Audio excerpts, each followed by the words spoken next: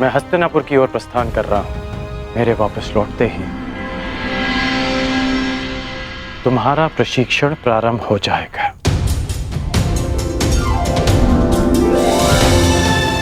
कदाचित हमारी सोच में मतभेद हो,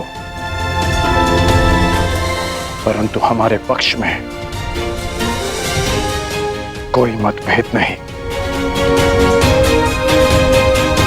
सुना है कि वासुदेव शांति दूत बनकर हस्तिनापुर आ रहे हैं,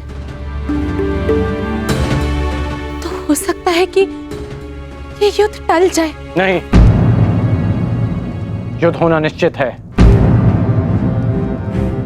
हाँ, वासुदेव स्वयं आ रहे हैं तो अवश्य कोई बात होगी।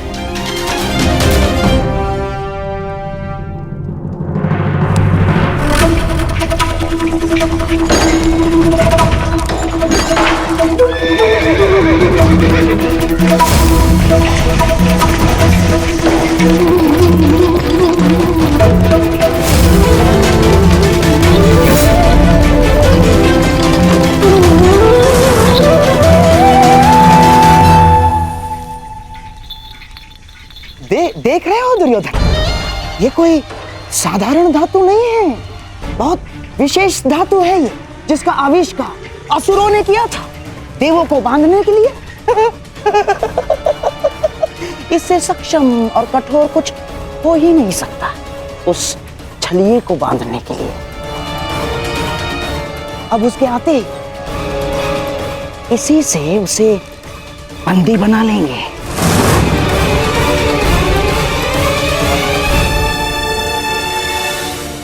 बहुत अच्छे मामा श्री, सबसे कठोर धातु की श्रृंखला। हाँ,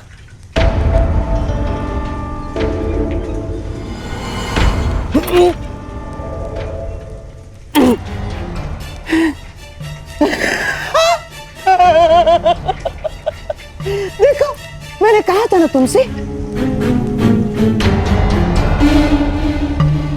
परंतु मैं ये देखना चाहता हूं कि ये कितनी कठोर है। तो कर लो प्रयास। दासों, मामा श्री को इसमें बांध दो। ये क्या कह रहे हो तुम?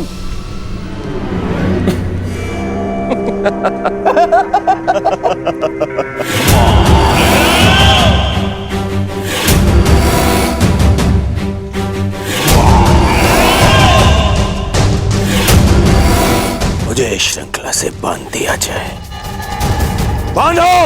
अरे बांधो बांधो।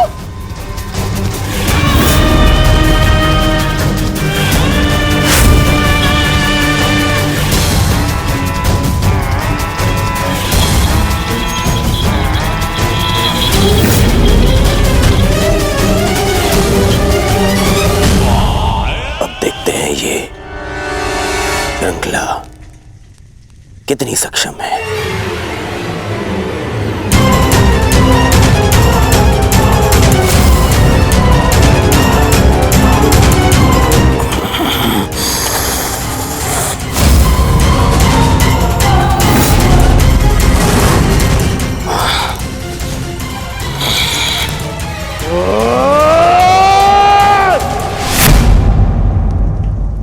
अद्भुत, निसंदेह ये अद्भुत है।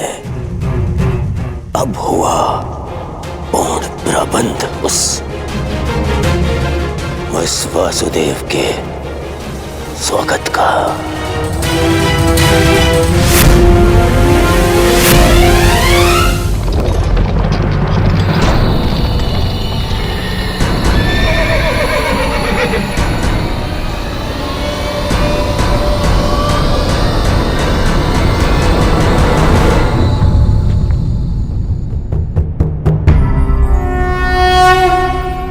देख रहे हो दुर्योधन, ये वही छलिया कृष्ण है जो अपने चाल में, अपने छल में सबको फंसाता रहता है।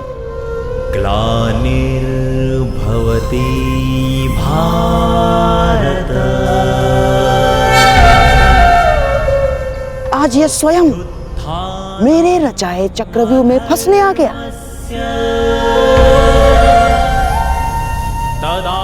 इसे ज्ञात नहीं है कि आज ये इस प्रासाद से बाहर निकल ही नहीं पाएगा।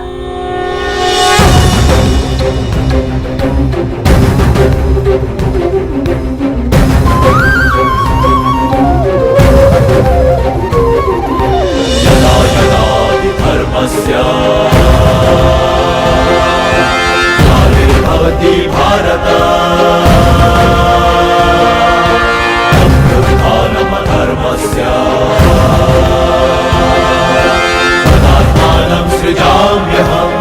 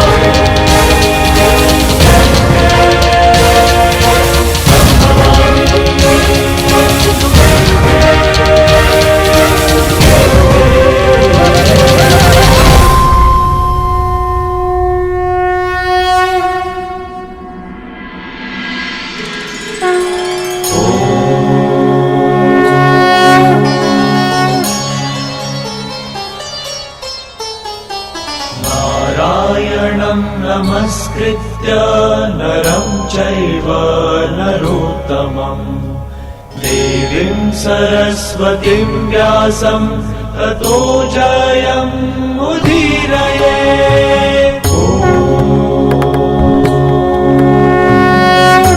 प्रणिपात हस्तिनापुर नरेश। कल्याण हो वासुदेव। प्रणिपात गंगापुत्र। कल्याण हो वासुदेव।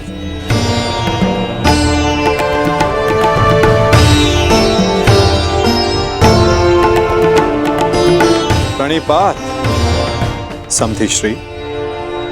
स्वास्थ्य। प्रणिपात गांधार नरेश। प्रणिपात मुरली मनोहर, आपका स्वागत है हस्तिनापुर में। प्रणिपात वासुदेव, मैं समस्त हस्तिनापुर की ओर से आपका आभारी हूं कि आपने शांति प्रस्ताव को एक अवसर दिया और हस्तिनापुर आए। अवसर तो धर्मराज ने दिया है महात्मा विदुर, अपने बड़ों के प्रस्ताव को आदर देकर।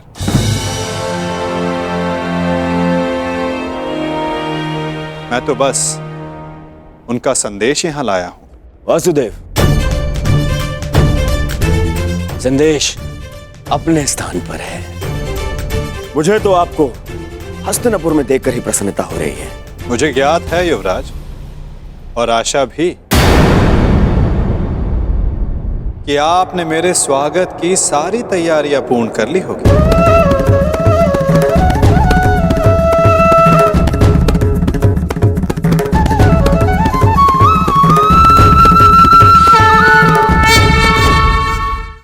कि आपने मेरे स्वागत की सारी तैयारियां पूर्ण कर ली होगी।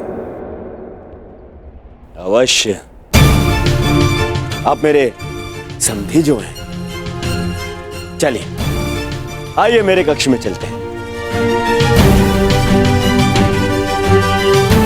मेरे कक्ष में चल के आदर सत्कार ग्रहण कीजिए। आपके मुख से ऐसे वचन सुनकर संतोष हुआ युवराज, और अधिक प्रसन्नता इस बात की हुई है कि आपने मुझे शांति दूत के रूप में स्वीकार किया। ये शांति प्रस्ताव के बारे में हम कल बात करेंगे। आप यात्रा से आए हैं, विश्राम करें, थकान दूर करें। आइए। क्यों नहीं युवराज, अवश्य।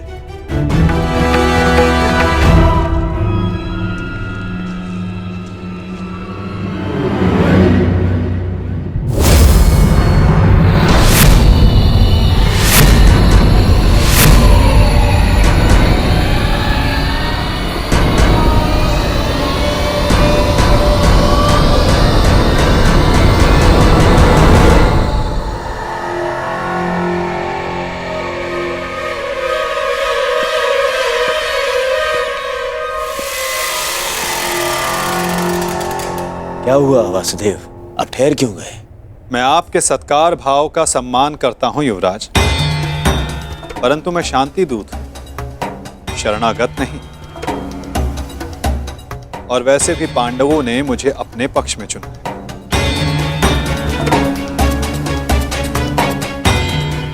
और नीति अनुसार एक दूत आतिथ्य तब तक ग्रहण नहीं कर सकता जब तक उसका कार्य पूर्ण ना हो जाए।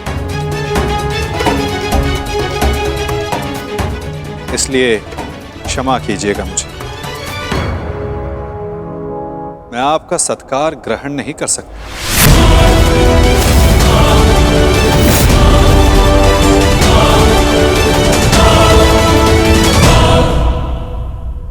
परंतु फिर आप कहां ठहरेंगे? आप उसकी चिंता ना करें युवराज, मेरे पास अपनी व्यवस्थाएं हैं। आइए भी ना वासुदेव, आप हमारे यहाँ पधारे, हम धन्य हुए। हमारे यहाँ आकर हमें कृतार्थ करें। हमने आपकी ऐसी व्यवस्था की है, ऐसी व्यवस्था की है वासुदेव कि आप हस्तिनापुर छोड़कर कहीं जाएंगे ही नहीं। ऐसा कुछ नहीं जो सदा रहे, और ऐसा कुछ नहीं जो सदा ना रहे। तो फिर मेरे यहां होने ना होने का क्या अर्थ रह जाता है गांधार नरेश?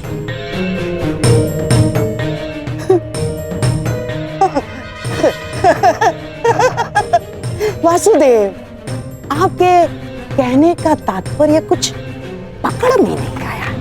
यदि सागर में अपना हाथ डालोगे तो ऐसा अनुभव होगा कि संपूर्ण सागर तुम्हारा है गांधार राज। और यदि उसी सागर को मुट्ठी में बंद करने का प्रयास करोगे तो कुछ नहीं पाओगे। हाँ, यह अवश्य हो सकता है कि उसमें डूब जाए। प्रणिपात।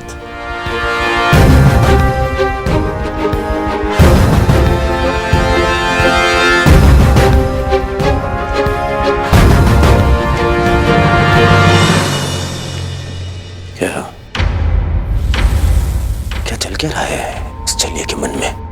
कहीं से हमारी योजना का भान तो नहीं हो गया? शांत रहो दुर्योधन, शांत रहो। आज नहीं आया तो क्या हुआ, कल तो इसे सभा में आना ही होगा, और ये आएगा। क्यों? शांति दूत है, इसे अवश्य आना होगा, और फिर हमारी योजना सफल। वासुदेव, आपका आतिथ्य बनने का सौभाग्य मिला, मेरे लिए सम्मान की बात है। आशा करता हूं ज्येष्ठ पांडु पुत्रों की ओर से कोई सकारात्मक संदेश लाए होंगे।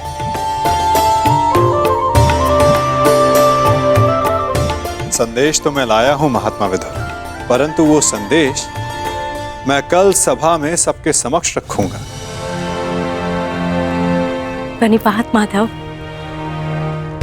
मेरा सौभाग्य है कि आज मेरे आराध्य मेरे घर पधारे हैं। सेवक, प्रभु के लिए भोजन लेकर आओ।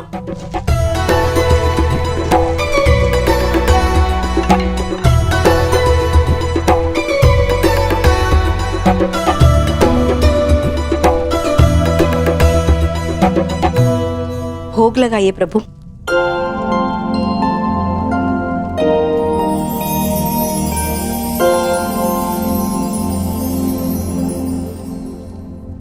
मेरा प्रिय मिष्ठान नहीं दिखाई दे रहा।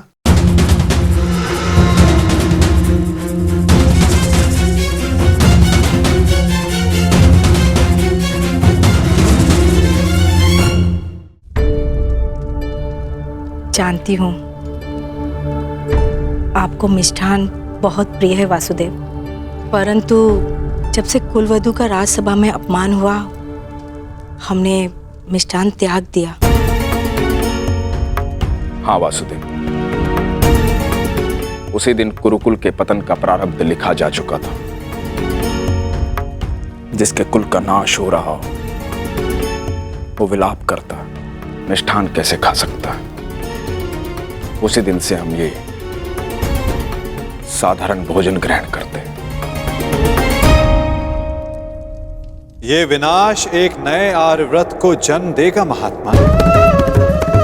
जब अन्याय से न्याय के त्राण के लिए रणभेरी बजे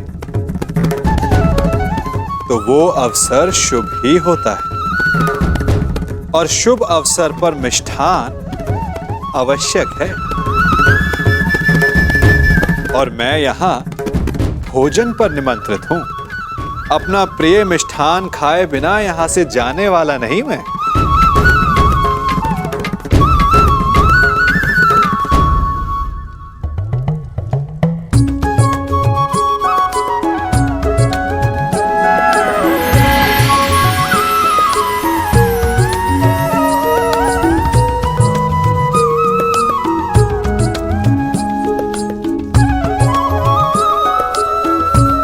आइए, मिष्ठान ग्रहण कीजिए।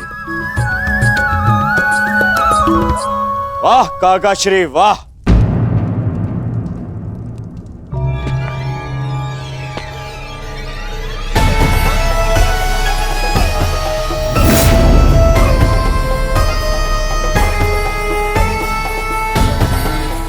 छप्पन भोग का आनंद लिया जा रहा है। आओ पुत्र दुर्योधन, तुम भी मिष्ठान ग्रहण करो। मिष्ठान नहीं, वो क्या है ना काकाश्री, मेरे मन में जो कड़वाहट भर दी है आपने,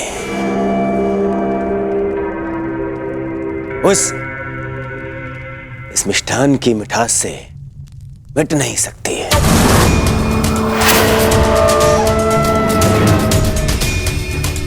कितने कितने दोगले हैं आप। मन में कुछ और रखते हैं और वाणी में कुछ और। तुम क्या कह रहे हो? मैं समझ नहीं पा रहा हूं।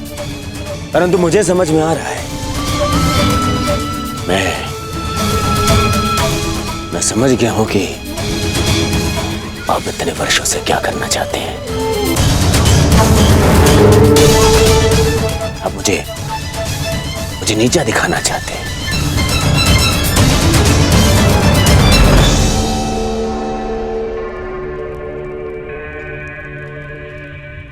वासुदेव हस्तिनापुर आए।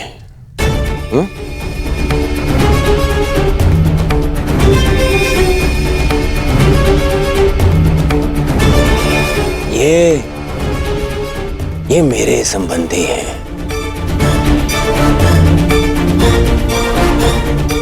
और इन्होंने अपनी सेना की शक्ति भी मुझे दी है, तो दोनों ही नाते से इनका सम्मान सत्कार करने का अधिकार पहले मेरा है। परंतु आपने क्या किया? आप उन्हें यहां ले आए ताकि आप अपने स्वार्थ और षड्यंत्र को पूर्ण कर सके।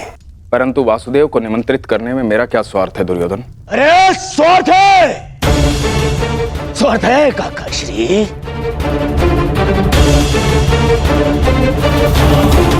राज्यसभा में प्रस्थान से पूर्व आपने यहां इसलिए लाए ताकि आप अपने वो प्रिय पांडवों के पक्ष में इन्हें उकसा सके। स्वार्थ है।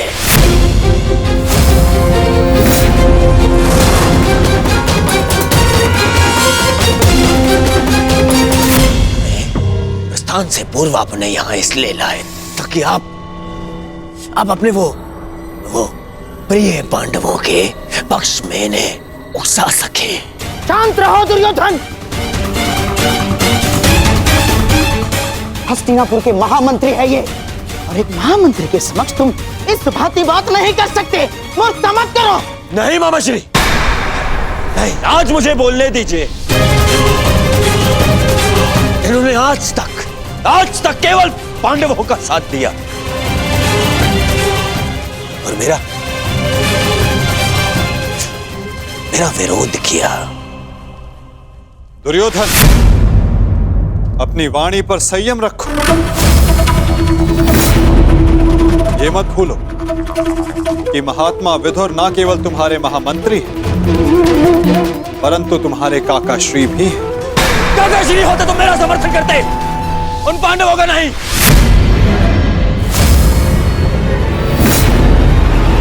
ये केवल एक कृतघ्न षड्यंत्रकारी है और कुछ नहीं।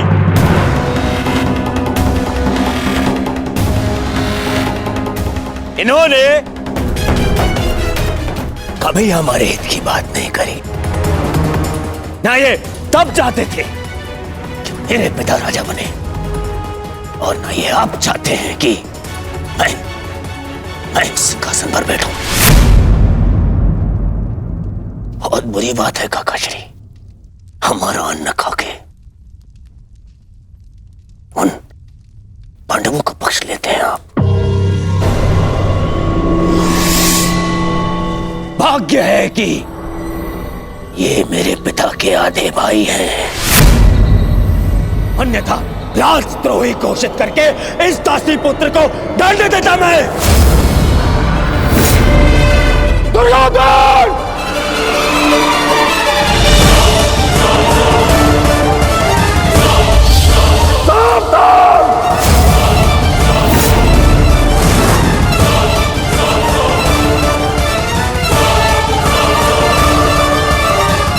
ये आप क्या कर रहे हैं आर्य? आप तो शांत रहिए। बालक नहीं है ये, जो इसके हर अपराध को बालक समझकर क्षमा कर दूं। इसे स्मरण होना चाहिए कि मैंने शस्त्र शिक्षा तात श्री भीष्म से ली है। इसने मेरी निष्ठा पर प्रश्न किया। आज जिस प्रकार के शब्दों का प्रयोग इसने किया है, इसे हस्तिनापुर से निष्कासित कर देना चाहिए। निष्कासित तो मुझे आपको कर देना चाहिए। अपनी सीमा का उल्लंघन मत कर दुर्योधन।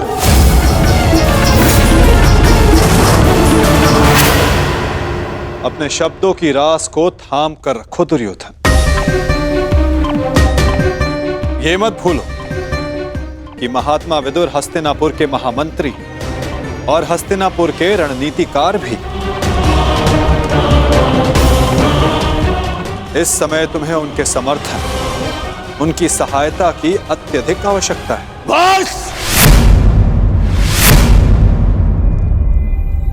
ऐसे सैकड़ों महामंत्री मेरे चरण धोते हैं। मुझे इस युद्ध को जीतने के लिए एक दासी पुत्र के समर्थन की आवश्यकता नहीं है। दुर्योधन!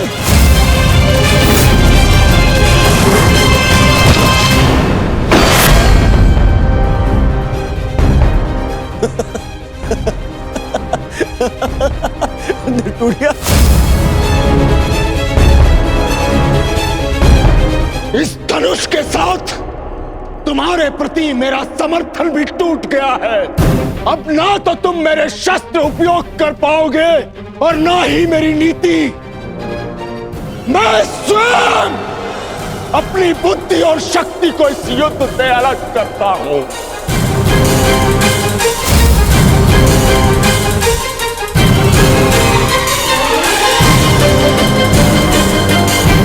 दुर्योधन, हंसना बंद करो, बंद करो ये हंसना। धर्मात्मा, देखिए, क्षमा कर दीजिए इसे। बच्चा है, बालक है ये। छोड़िए मामाश्री, ऐसे दोगले इंसान का हमारे साथ ना होना ही हमारे लिए श्रेयस्कर है। गंगाराज, इससे पहले कि मेरे क्रोध से मेरे विवेक का बांध टूट जाए, ले जाओ इसे यहाँ से। और ना जाओ तो क्या कर लेंगे? ईश्वर के लिए चुप हो जाओ। तुम्हें ज्ञात नहीं है तुमने कितना बड़ा अनर्थ किया है। अब चलो यहां से, चलो चलो।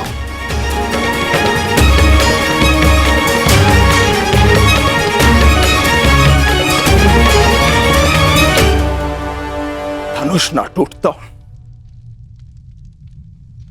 तो मेरा बाण छूट जाता। मेरे भ्राता धृतराष्ट्र को पुत्र हानि होती। मैं आज भी यही कामना करता हूं कि यदि ये युद्ध हो तो मेरे भ्राता धृतराष्ट्र के पुत्र और मेरे ज्येष्ठ भ्राता पांडु के पुत्र सुरक्षित रहे।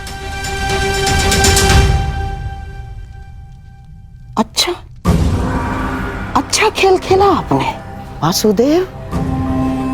मेरी बुद्धि तो ये सोच सोच कर कुंड हो रही थी कि आपने दुर्योधन का आतिथ्य ठुकरा कर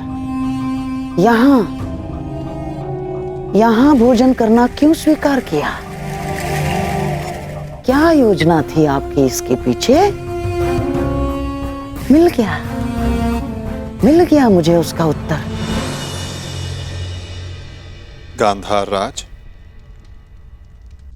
मैं यहां आया, ये मेरा चुनाव था।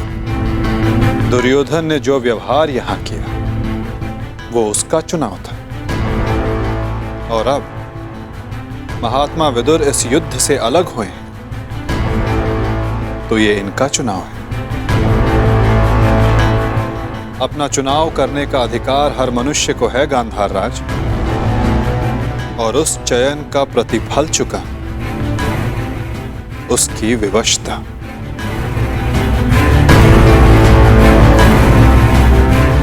प्रणिपात।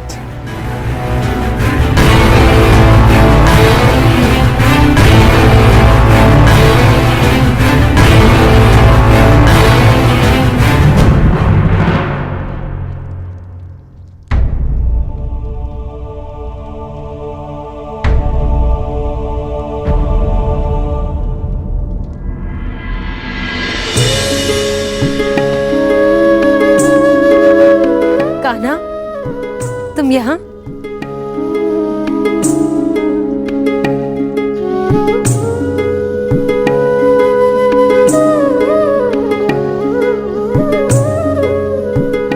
सोचा कि अपनी बुआ को बता दूं कि भूखे पेट शयन करने से बुरे स्वप्न आते हैं। मेरी निद्रा और भूख तो तभी उड़ गई थी जब युद्ध की घोषणा हुई थी। कृष्ण,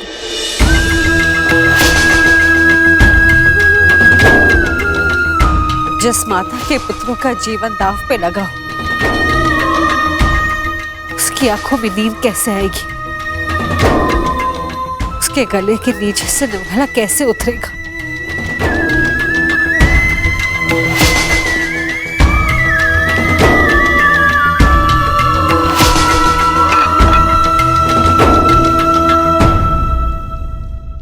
बुआ, बैठो। मैं तो यहां इसलिए आया था कि अपनी बुआ के साथ भोजन का आनंद उठा सकूं, परंतु मेरी बुआ इतनी व्याकुल, इतनी निराश है। यदि आपको मुझ पर विश्वास है कि मैं आपके पुत्रों की रक्षा करने में सक्षम हूं, तो क्या आप फिर भी भोजन नहीं करेंगी? तुम्हारी बात कोई चाह के भी कैसे टाल सकता है? तो फिर पहले आप भोजन कीजिए।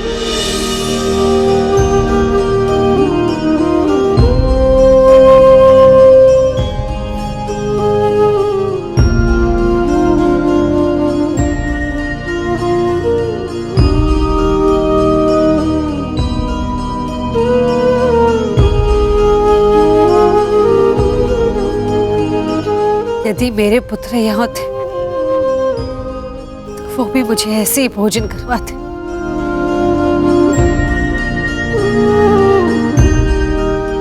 धन्यवाद कृष्ण, जो तुम यहाँ पर आकर मेरे पुत्रों के स्थान पर खड़े हुए और प्रकृति विकट परिस्थिति में मेरे पुत्रों का मार्गदर्शन करने के लिए।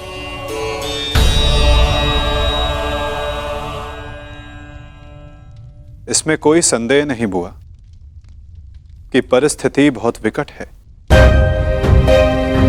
परंतु जो इस बात को समझ सकता है उसे इस परिस्थिति को टालने की, इस युद्ध को रोकने के लिए प्रयत्न करना चाहिए। मैं भी कर रहा हूं, आप भी कीजिए।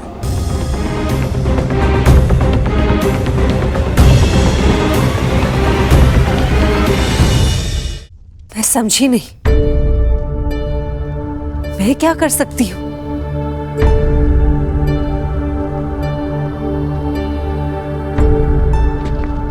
आपको स्मरण है बुआ, जब मैं यहां विभाजन के समय आया था तो मैंने आपको एक कार्य करने से रोका था। अभी उचित समय नहीं है बुआ, सत्य सम्मुख आएगा बुआ, परंतु उचित समय उचित स्थान पर। तुम ये कहना चाह रहे हो कि मैं उसे... बुआ, कुछ करने को कहने वाला मैं कौन होता हूं? मैं तो बस इस परिस्थिति की गंभीरता को देख रहा हूं। शांति दूत बनकर आया हूं। प्रयास करूंगा कि इस युद्ध को रोक सकूं, परंतु प्रतीत ये होता है कि इस युद्ध को टाला नहीं जा सकता।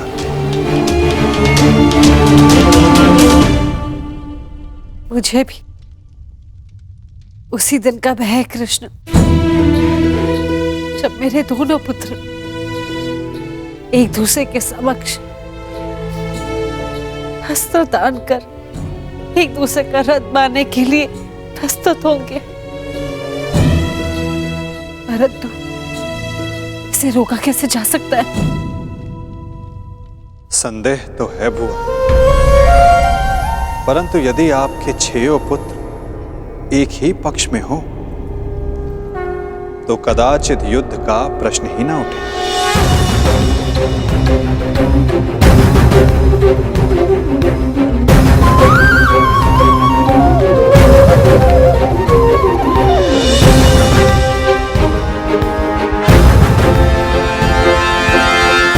मैं वो करने जा रहा हूं जो मेरा कर्तव्य है। आप वो करें जो आपको उचित लगता है।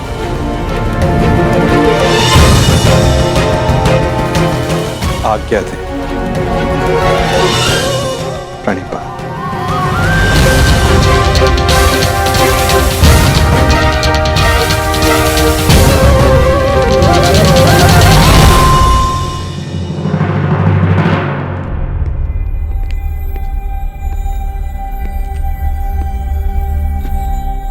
माधव,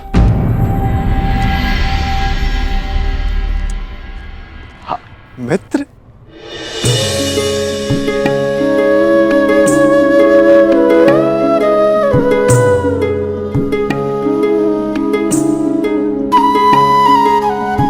मुझे बहुत प्रसन्नता हुई तुम्हें फिर से देखकर। कहाँ थे तुम? मेरे स्वागत के लिए नहीं आए? क्योंकि मुझे नहीं लगता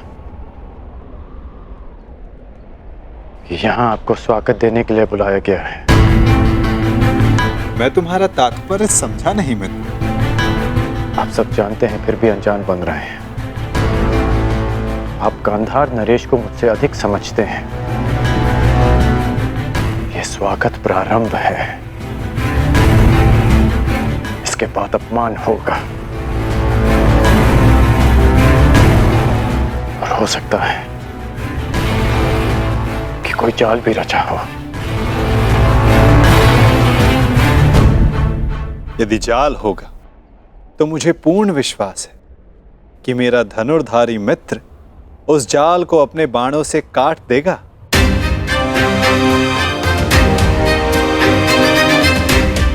यदि मैं ऐसा नहीं कर पाया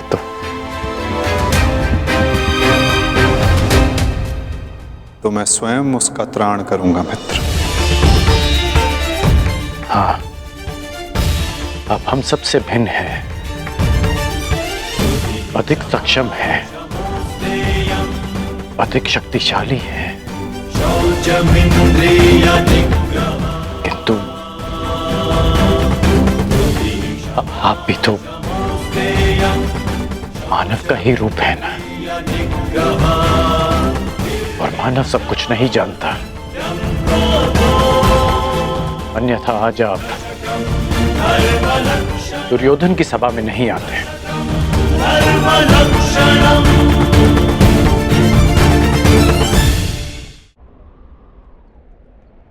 तुमने सत्य कहा मित्र। मानव सब कुछ कहां जानता है, जैसे कि तुम। यदि तुम भी सब कुछ जानते होते तो दुर्योधन की ओर नहीं होते मित्र।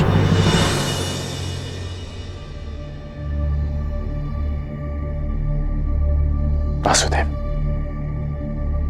बात को समझने का प्रयास कीजिए। मैं भावी संकट की बात कर रहा हूं।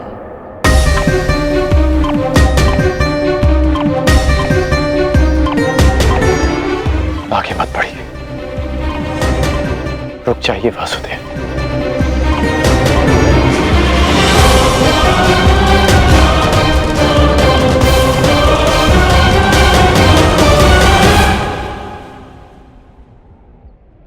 मित्र, तुम चिंता ना करो। यदि मैं हर उस स्थान पर रुक जाता जहां संकट संभव था, तो मेरे जन्म लेने के पश्चात मैं बंदी गृह में नहीं रुक जाता मित्र। मामा कंस के बुलाने पर मथुरा नहीं जाता। मामाओं से निपटने का मेरा बड़ा अनुभव रहा है मित्र। मैं जानता हूं कि भीतर क्या होने वाला।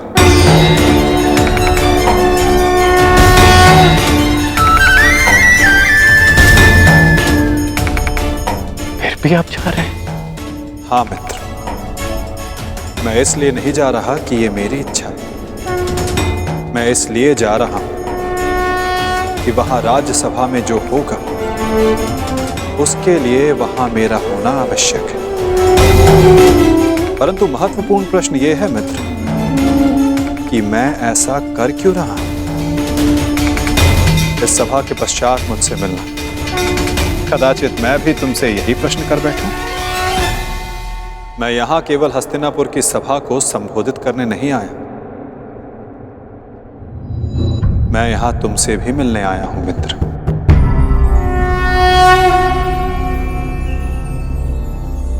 तुम सदा मुझसे यही प्रश्न करते आए हो कि मैं इस पक्ष में क्यों, मेरा मत क्या है। क्या मैं ही कर्ता धर्ता हूं या केवल दृष्ट? क्या मैं ही कार्य साधता हूं या कार्य का साक्षी मात्र? मेरे साथ आओ मित्र, तुम्हें इन सब प्रश्नों का उत्तर मिल जाएगा।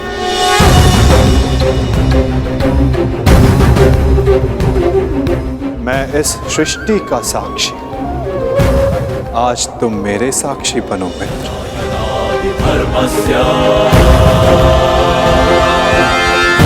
भवति भारत धर्मस्य तदात्मानं सृजाम्यहम् अहिंसाय साधुनां विनाशाय च दुष्कृताम्।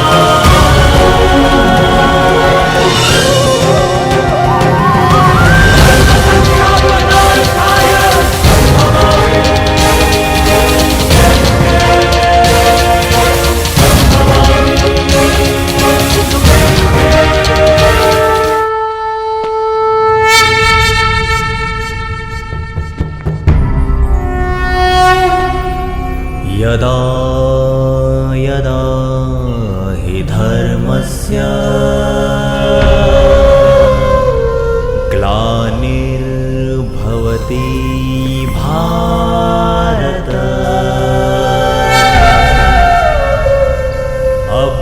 अभ्युत्थानम् अधर्मस्य तदात्मानं सृजाम्यहम्।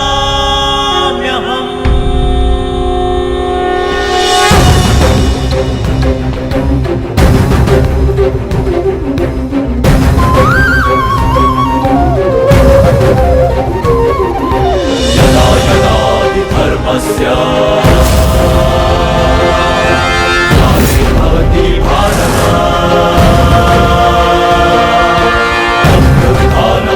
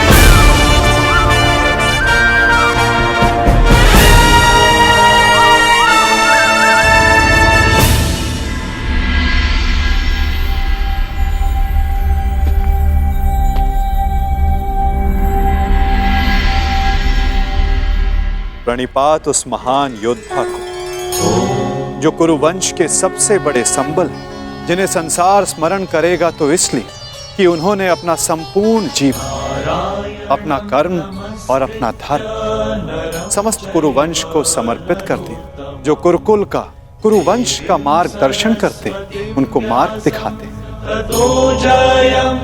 कुरु गौरव महामहिम भीष्म को प्रणिपात।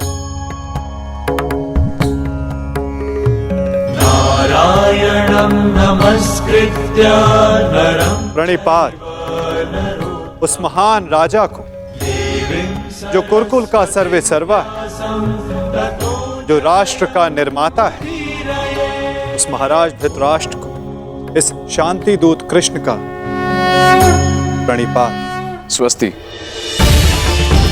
अपने ज्ञान और शिक्षा के बल पर सामान्य कुरु कुमारों को भारतवर्ष का महान योद्धा बनाने वाले अर्जुन, भीम, दुर्योधन जैसे महान योद्धाओं के आचार्य श्री द्रोणाचार्य को मेरा प्रणिपात।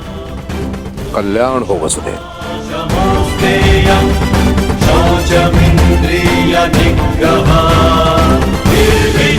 प्रणिपात उस महान हस्ती को जो अपने लक्ष्य संधान में प्रवीण है, जिन्होंने अपनी बहन के पुत्रों के लिए अपना राज्य त्याग किया, जो अपनी तीव्र बुद्धि और नीति से कुरु कुमारों का मार्गदर्शन करते हैं, उस गांधार नरेश को प्रणिपात।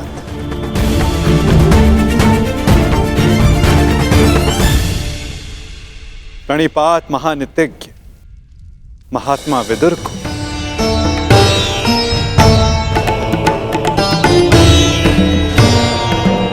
प्रणिपात उन समस्त जनों को जो सभा में उपस्थित हैं, जो शांति के समर्थक हैं। प्रणिपात का अर्थ है अपना शीश झुकाना। हम सब अपनी संतानों को उन सब के समक्ष शीश झुकाना सिखाते हैं जिन्होंने अपने जीवन में महान कार्य किए, परंतु मैं आप सबके समक्ष प्रणिपात इसलिए नहीं कर रहा कि आप सब ने महान कार्य किए। मैं प्रणिपात इसलिए कर रहा हूं कि आप सब अब भी एक महान कार्य को संपन्न करने के लिए सक्षम हैं। वो महान कार्य जो कि एक महायुद्ध, एक महाविनाश है, उससे मुक्ति पाना, जिसके पश्चात एक महान शांति की स्थापना होगी, धर्म का उदय होगा। मुझे विश्वास है कि आप सभी कल आने वाले महाभारत के महाविनाश को देख सकते हैं, और यदि आप सब चाहें तो आर्यव्रत को इस विनाश से बचा भी सकते हैं। मुझे अधिक प्रसन्नता होगी कि आप सबके सहयोग से भारतवर्ष में होने वाले इस महाभारत से सबको बचा सकूं और मेरे यहाँ उपस्थित होने का लक्ष्य पूर्ण कर सकूं। मुझे पूर्ण विश्वास है कि आप सब में से कोई भी ये युद्ध नहीं चाहेगा।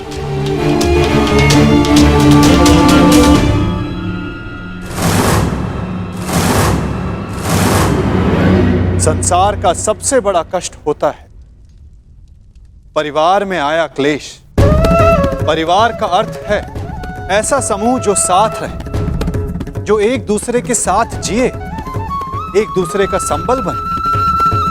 यदि एक वृक्ष दूसरे वृक्ष की शाखाएं काटने लगे तो वृक्ष का अस्तित्व समाप्त हो जाता है। महाराज धृतराष्ट्र, जब परिवार साथ रहता है तभी उन्नति होती है। मेरी मंत्रणा यह है कि एक वंशज के अहंकार के लिए समूचे वंश को दांव पर लगाना उचित नहीं, क्योंकि यदि वंशज का अहंकार जीत भी गया तो वंश अपना अस्तित्व हार जाएगा। इसलिए मैं वासुदेव कृष्ण पांडवों की ओर से शांति दूत बनकर आया, शांति प्रस्ताव लाया। यह युद्ध केवल भाइयों के मध्य का संघर्ष नहीं होगा, बल्कि इस युद्ध में संपूर्ण भारतवर्ष भाग लेगा।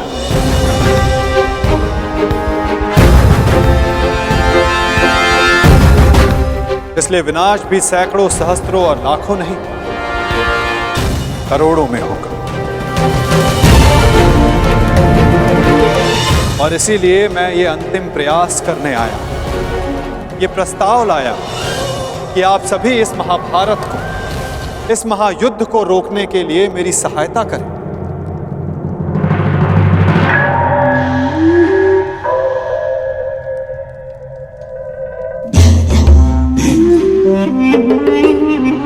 साधु साधु वासुदेव, आप तो सचमुच धन्य हैं। मुझे स्मरण नहीं होता कि कितना समय हो गया ऐसे शांतिपूर्ण वचन सुने हुए। मुझे तो ऐसा प्रतीत होता है वासुदेव कि आपके मुख से शब्द नहीं, फूल झड़ रहे हैं, फूल। मैं अभिभूत हो गया वासुदेव, और सच कहूं वासुदेव, मैं भी आपसे सहमत हूं।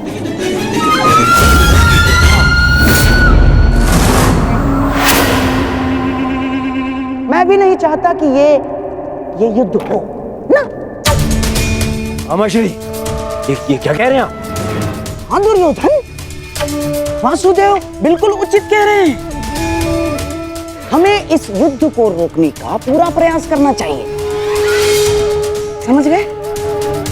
हाँ हाँ वासुदेव, सबसे श्रेष्ठ युद्ध वो है जो कभी हो ही नहीं, और युद्ध की परिस्थिति उत्पन्न न होने देने का एक ही उपाय है कि एक पक्ष दूसरे पक्ष पर आक्रमण ना करे। चलिए ठीक है, हम पांडवों पर आक्रमण नहीं करेंगे, परंतु वासुदेव, द्वारकाधीश, क्या आप यह आश्वासन दे सकते हैं कि पांडव भी हम पर कभी भी आक्रमण नहीं करेंगे? कभी भी। गांधार नरेश, आप आक्रमण के संदर्भ में बात कर रहे हैं, और मैं यहां युद्ध की आवश्यकता को ही समाप्त करने के विषय में बोल रहा हूं। अच्छा ऐसा है। यदि ऐसा है वासुदेव, तो हम आपका प्रस्ताव सुनना चाहेंगे।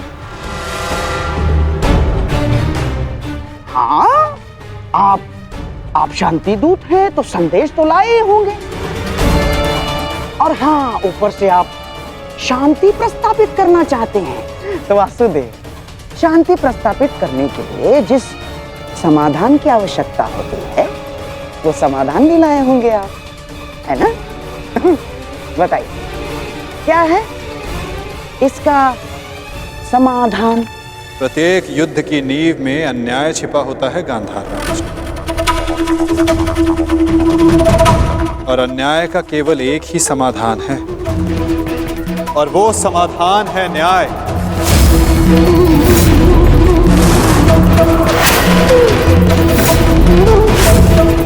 वो न्याय जिस पर केवल पांडवों का अधिकार है, उनसे किए गए वचनों को ना निभाने का न्याय, उनसे किए गए वचनों को ना पूर्ण करने का न्याय।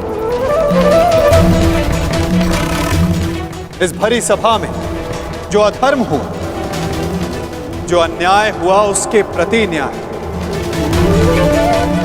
महाराज धृतराष्ट्र, मैं यहां पांडवों की ओर से उनके साथ जो अन्याय हुआ, उसका न्याय मांगने आया।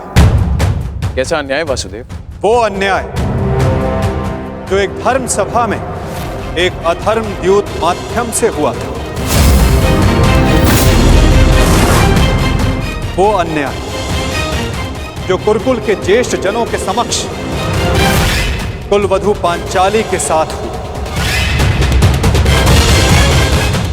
यदि उस अन्याय का त्राण हो तो इस महायुद्ध को रोका जा सकता है।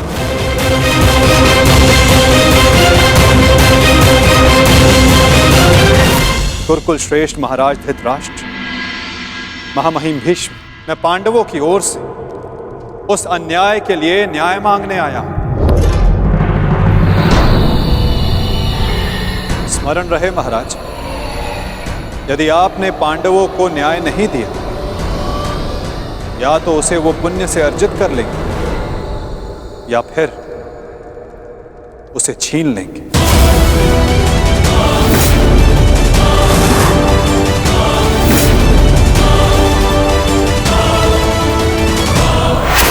अब निर्णय आपका है।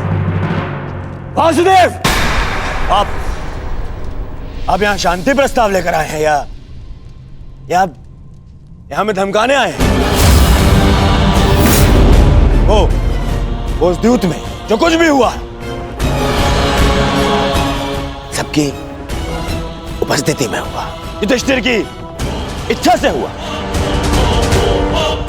अरे वो हार गया, अपना राज्य हार गया, वो उसका प्रारब्ध था। छलबद्ध अन्याय को प्रारब्ध नहीं कहा जा सकता युवराज। जिस प्रकार मंदिर में किया गया पाप पुण्य नहीं बन जाता, उसी प्रकार धर्मवीरों की उपस्थिति में सभा में किया गया धर्म नहीं बन जाता। धर्म कौन सा धर्म? कोई धर्म नहीं हुआ। नारी नारायणी होती है युवराज, और भरी सभा में एक नारी का, एक कुल वधू का वस्त्र हरण अधर्म नहीं?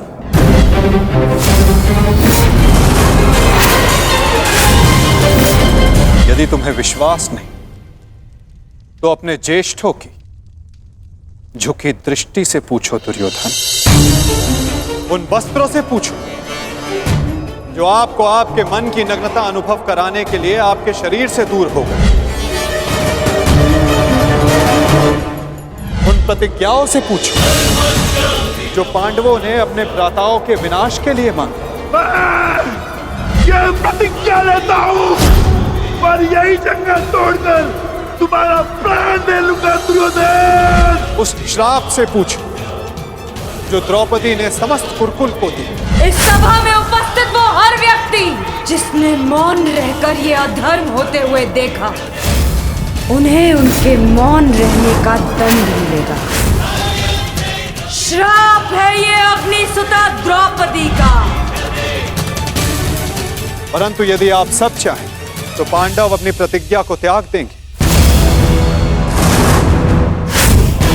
द्रौपदी अपना श्राप वापस ले लेंगे। बस आप सबको अपनी भूल का अनुभव करके पांडवों को केवल उनका अधिकार देना है।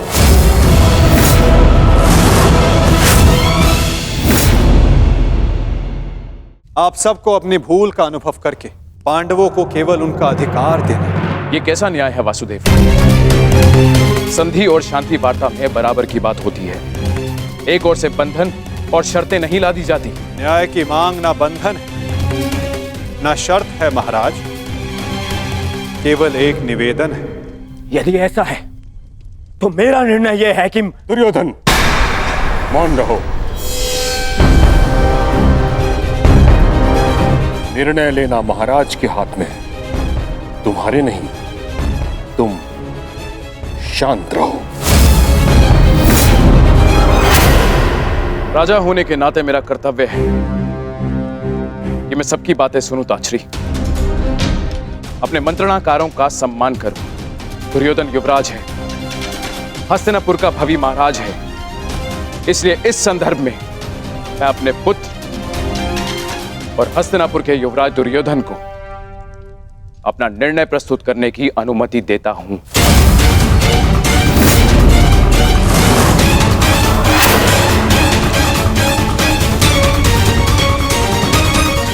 धन्यवाद पिताश्री। हाँ तो सुनिए वासुदेव, ऐसा है कि उस द्यूत में पांडव स्वयं अपना अधिकार हार बैठे थे। अब ना तो वो किसी भी राज्य का उनको अधिकार है और ना ही राजा होने का।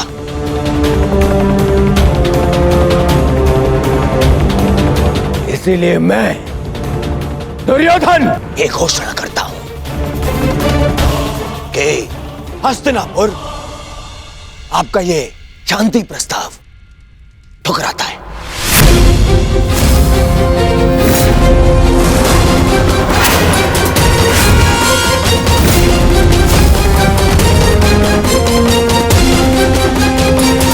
दुर्योधन, क्या तुम्हें इस बात का अनुमान भी है कि शांति प्रस्ताव ठुकराने का अर्थ है युद्ध को निमंत्रण। अपने निर्णय पर पुनः विचार कर लो। बात बात पर विचार करना बंद कीजिए पितामह। बात बात पर विचार कायर करते हैं।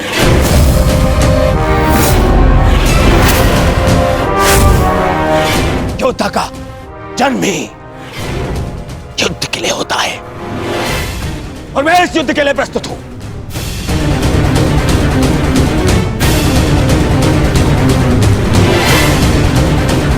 मेरी दृष्टि में उन पांडवों को कुछ भी देने का प्रश्न ही नहीं उठता। बस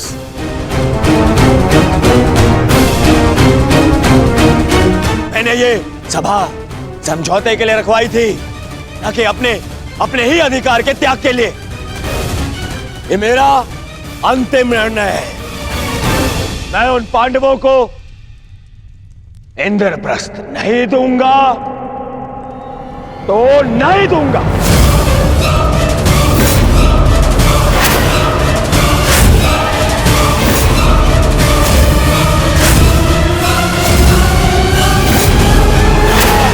अंतिम निर्णय है। मैं उन पांडवों को इंद्रप्रस्थ नहीं दूंगा तो नहीं दूंगा।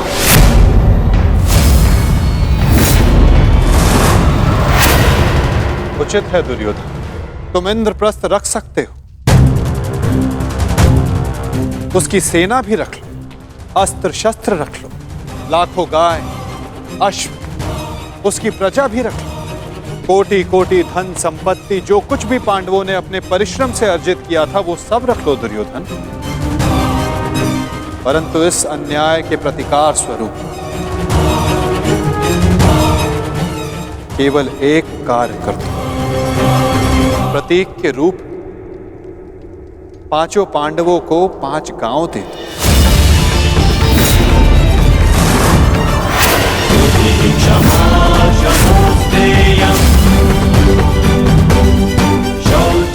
इतना तो दे ही सकते हो दुर्योधन।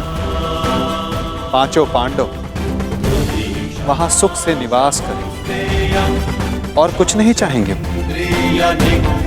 इस युद्ध को टालने के लिए केवल 5 गांव देना स्वीकार है तुम्हें?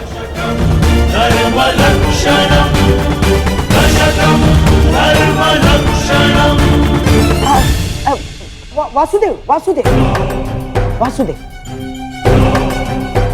यदि दुर्योधन 5 गांव दे देता है तो क्या आप वचन देंगे कि पांडव इंद्रप्रस्थ की चाह में आक्रमण की चेष्टा नहीं करेंगे?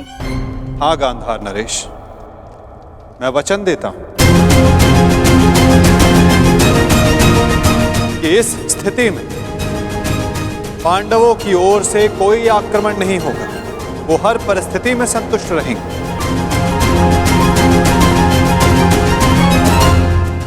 कह दो दुर्योधन, इससे अच्छा प्रस्ताव कोई नहीं होगा। महाराज, मैं आपसे विनती करता हूं कि यही अवसर है, अंतिम अवसर। आप इस प्रस्ताव को स्वीकार करके इसको यहीं रोक दीजिए। साक्षी का कहना उचित है पुत्र, हाँ कर दो, इसी में सबका हित है। मित्र, मैंने सदा इस युद्ध का पक्ष लिया है। मैंने सदा अर्जुन से अपना अधूरा द्वंद्व पूर्ण करना चाहा।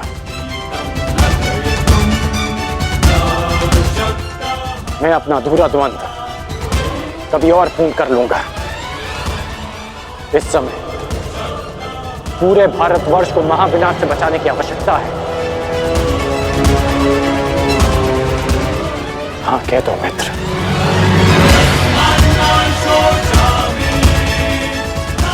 तुमने तो एक अनजान का मान रखने के लिए उसे अंगराज बना दिया, तो लाखों के प्राणों को बचाने के लिए 5 गांव दे दो मित्र। देख रहे हैं वासुदेव, मेरे मित्र अंगराज मेरे साथ है।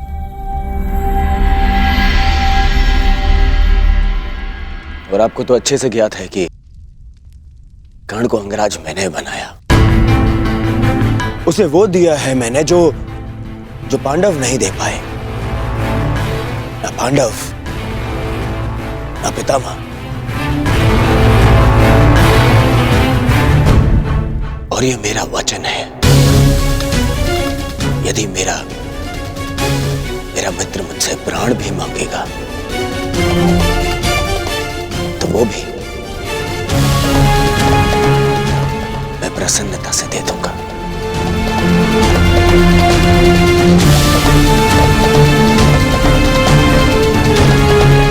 परंतु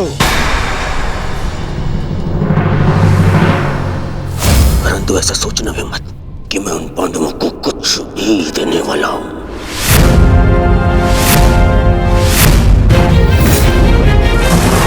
पता है, बचपन से मुझे यही आभास कराया गया है कि मेरा किसी भी वस्तु में कोई अधिकार नहीं, ना अपने पिता के राज्य पर, ना सिंहासन पर। जो भी मिले या तो दे दो या उन पांडवों के साथ में बांट लो। और तुम अधिकार की बात करते हो वासुदेव, तो बताओ मुझे, मेरा अधिकार उन पांडवों ने मुझे कब दिया? कब? गुरु का प्रेम, महामहिम का वात्सल्य किसी को मिला तो वो उन पांडवों को, मुझे नहीं। मेरे पिता के राजा होने पर, युवराज पद पर किसी का अधिकार था तो वो मेरा था, परंतु मुझे नहीं मिला। वो मिला उस युधिष्ठिर को। दुर्योधन की बात तर्कसम्मत है वासुदेव। युवराज राजा का पुत्र ही बनता है और यही नीति है। आप तो कभी वास्तविक राजा थे ही नहीं महाराज। आप तो आज भी हस्तिनापुर के केवल कार्यकारी नरेश। आपका राज्य अभिषेक भी नहीं हुआ। और रही बात नीति की, तो कुल वधू का वस्त्र हरण, उसका अपमान कहां की नीति है? पांडवों का पक्ष लेना बंद करो ग्वाले। मैंने उस द्रौपदी को धर्म पूर्वक द्यूत में जीतकर उसे अपनी दासी बनाया। उसका वस्त्र हरण करना मेरा अधिकार था, क्योंकि जो दासी अपने स्वामी की आज्ञा का पालन ना करे वो दंड की अधिकारिणी होती है। नारी केवल सम्मान की अधिकारिणी है दुर्योधन।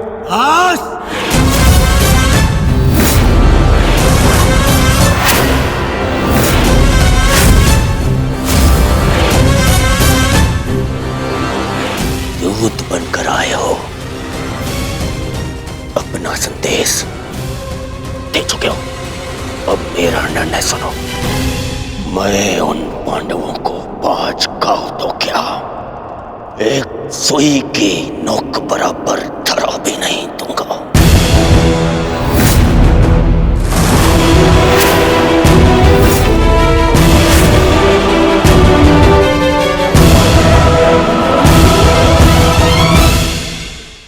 मैंने तुम्हारा संदेश भली भांति समझ लिया है युवराज। अब वही होगा जो तुम चाहते हो दुर्योधन। अब महाविनाश होगा, महायुद्ध होगा, महाभारत होगा।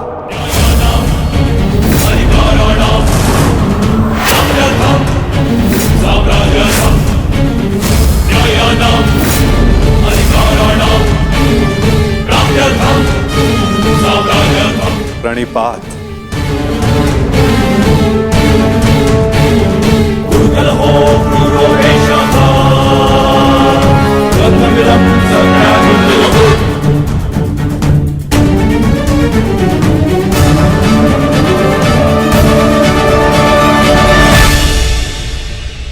रुकिए केशव।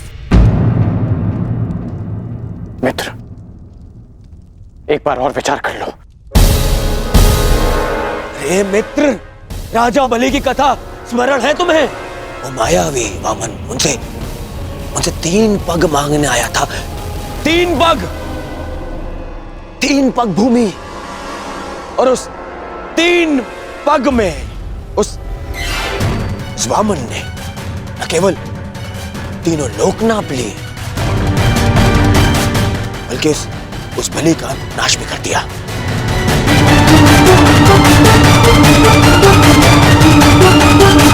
अरे इस शलिया को 5 गांव दे दूंगा तो यह हस्तिनापुर का अस्तित्व ही मिटा देगा।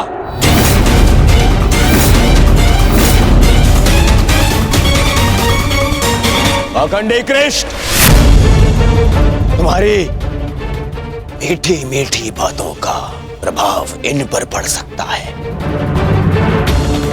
दुर्योधन पर नहीं। तो फिर मैं प्रस्थान करता हूं।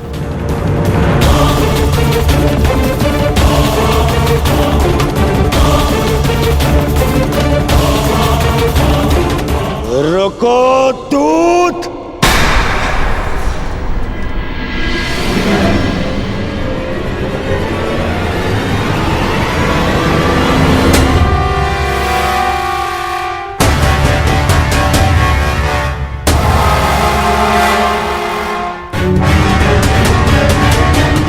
मैंने तुम्हें जाने की आज्ञा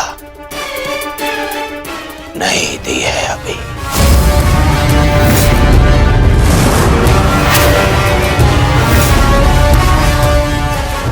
सब तुम्हारी माया से भयभीत हैं कृष्ण।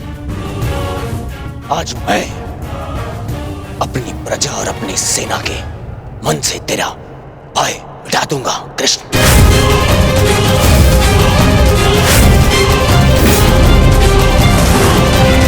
तुम हस्तिनापुर से बाहर नहीं जाओगे।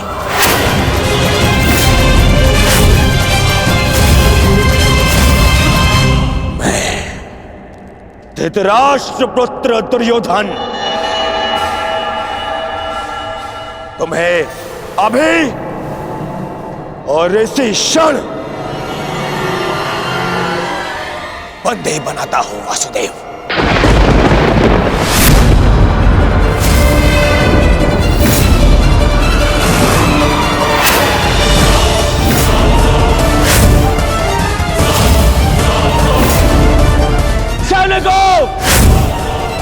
बंदी बनाओ इस छलिए को।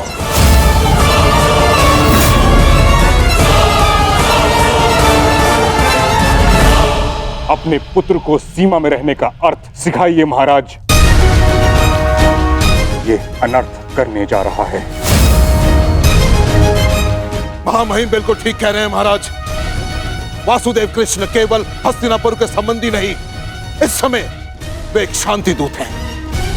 और इस बात का स्मरण रहे महाराज, एक शांति दूत के साथ इस तरह का व्यवहार उचित नहीं है।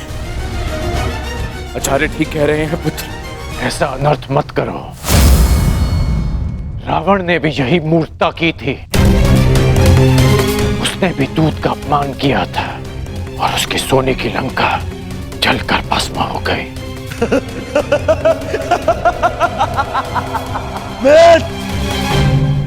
रावण मूर्ख था जो सामान्य रस्सी से हनुमान को बांधने चला था, परंतु मैंने इस विशेष दूत के लिए एक विशेष धातु की श्रृंखला बनवाई है।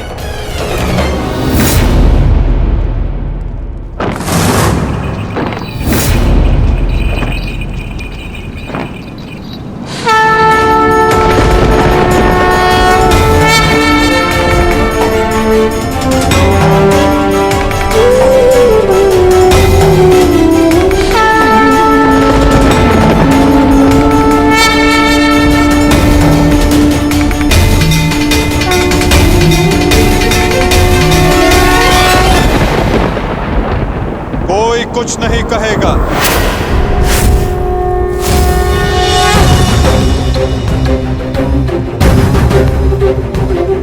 मेरा आप सबसे निवेदन है कि मेरे और दुर्योधन के मध्य में ना आए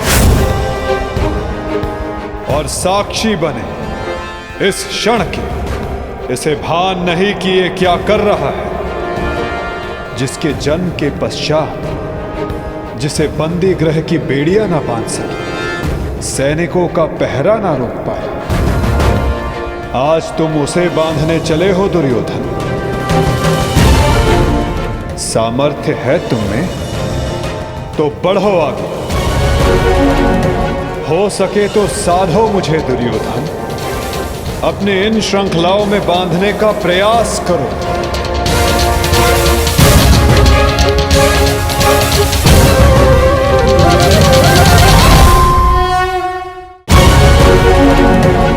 हो सके तो साधो मुझे दुर्योधन, अपने इन श्रृंखलाओं में बांधने का प्रयास करो।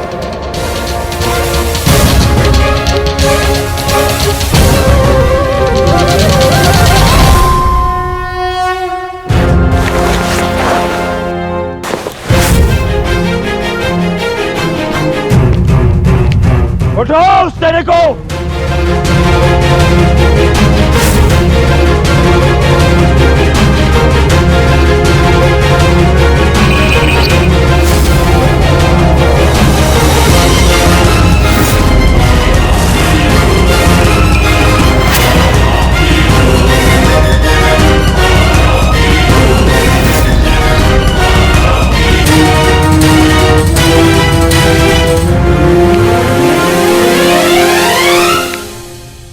तुम्हें लगता है कि ये धातु श्रृंखला मुझे बांधने के लिए पर्याप्त है दुर्योधन?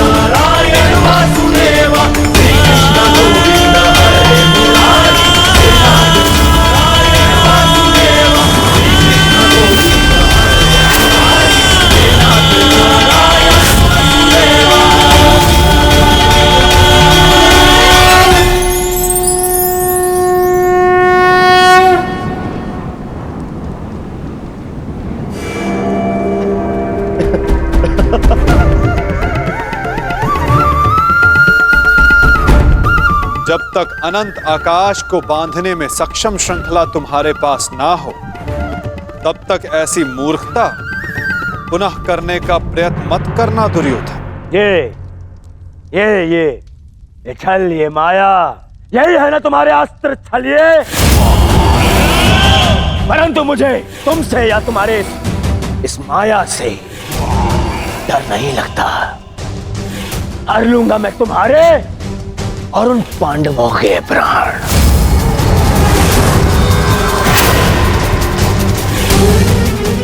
स्मरण रखना कि इस महायुद्ध में अंत करेगा तुम्हारा और उन पांडवों का यह दुर्योधन। जो स्वयं मृत्यु के शिखर से गिरने वाला हो, उसे अपने अंत की चिंता करनी चाहिए मूर्ख दुर्योधन। जिस सत्य को, जिस भविष्य को मैं टालना चाहता था, उसे आज तुमने स्वयं आमंत्रण दे दिया। और सत्य ये कि इस महायुद्ध के अंत में तुम्हारे पापों और तुम्हारे पाप में भागीदार रहे प्रत्येक का अंत होगा। ये युद्ध अंत होगा।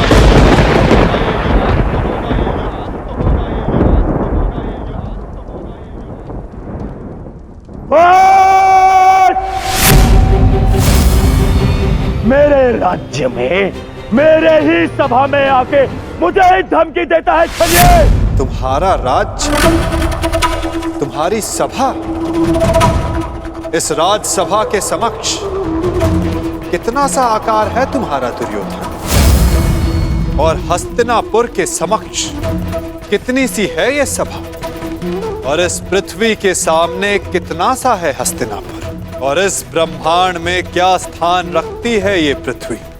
यदि मनुष्य का अभिमान और दम उसके आकार से अधिक बड़ा हो जाए तो वही मनुष्य को स्वयं अपने बोझ से मार डालता है, और तुम्हारे अंत का कारण भी यही अभिमान होगा दुर्योधन, और तुम्हारा अंत भी तुम्हारे इसी अभिमान से होगा दुर्योधन।